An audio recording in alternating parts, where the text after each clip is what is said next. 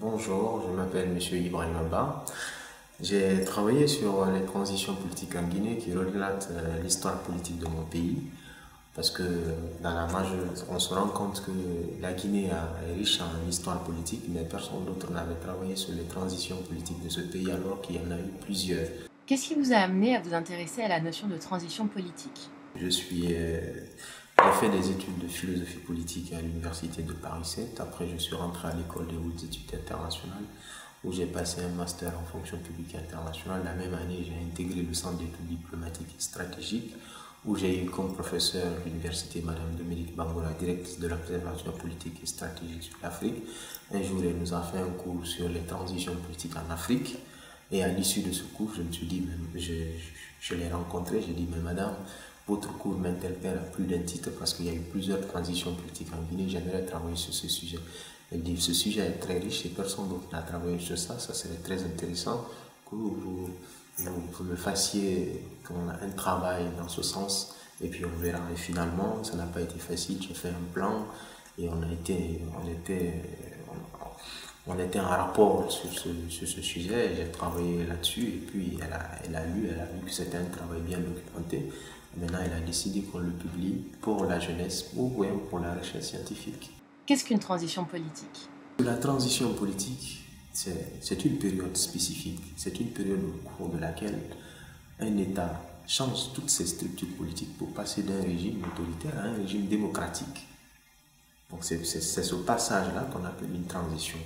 Et il y a eu plusieurs formes de transition en Guinée depuis la mort de Sékou Touré. Avant Sékou Touré, il n'y avait pas eu de transition politique parce que c'était une démocratie populaire, c'était une dictature en quelque sorte. Après, à la mort de Sékou Touré en 84, les militaires viennent au pouvoir, c'était un régime d'exception jusqu'en 88. Mais les conditions sociopolitiques ont poussé le pouvoir à changer ses structures, à adopter la loi fondamentale.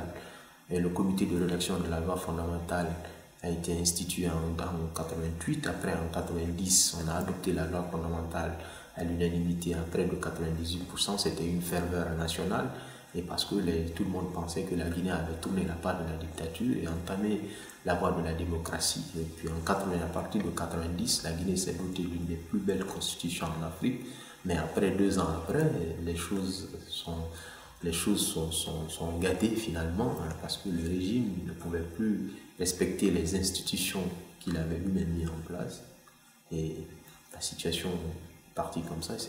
Le régime a changé de forme. C'est devenu maintenant une dictature jusqu'en 2008.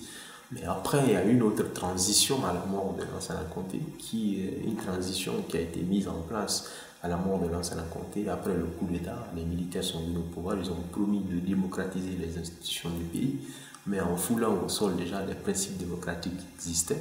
Après, cette transition a été capotée par la tentative d'assassinat du chef de la junte et puis aussi par l'assassinat de plus de 150 personnes au stade central qui protestaient contre la candidature de Moussa Dadis Camara.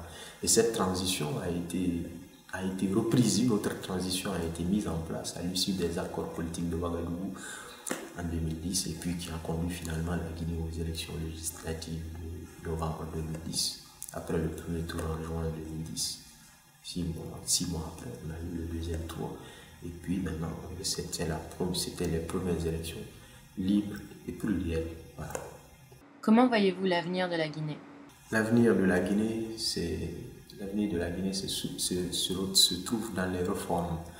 Il faut faire des réformes en Guinée, des réformes institutionnelles et il faut garantir la justice du pays. Surtout, il faut un partage du pouvoir en Guinée, c'est très très important. Doter le pays d'institutions fortes. Un pays démocratique, c'est un pays qui édicte des règles et qui les respecte. Donc en Guinée, il y a une histoire, il y a un problème d'impunité.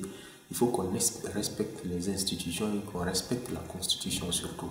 Le jeu démocratique nécessite un respect des institutions. Et en Guinée, c'est ce qui fait défaut.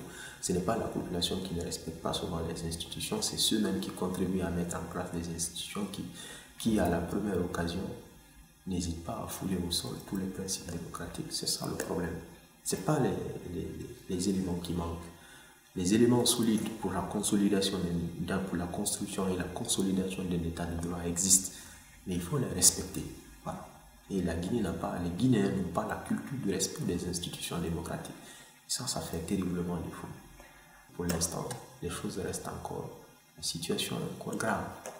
Voilà. Parce que l'opposition et le pouvoir n'arrivent pas à s'entendre sur une plateforme d'idées en vue d'aller vers les législatives de façon transparente et crédible. Voilà, c'est ça.